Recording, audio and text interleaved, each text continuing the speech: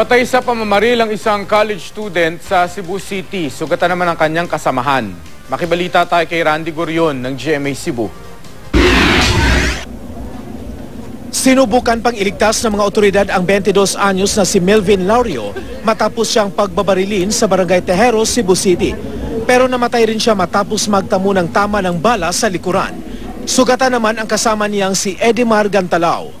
Base sa investigasyon, naglalakad ang dalawa ng pagbabarilin ng di pa nakikilalang salarin kagabi. Pag agi na, yan man naghatod niyang amigo, pag buto-buto ato, mo ito nidagan mi. Labis naman ang pagdaramdam ng ina ni Laurio sa pagkamatay ng kanyang anak na ngayon nag-aaral sa kolehiyo. Siya sana ang inaasahan niyang mag-aahon sa kanila sa hirap. Patuloy pang inaalam ang motibo sa pamamaril. Sinisikap ding makilala ang salarin. Ang ingon sa inahan ni Melvin, huwag mo kontra yung anak. Randy Gurion, Nagbabalita, Pilipinas.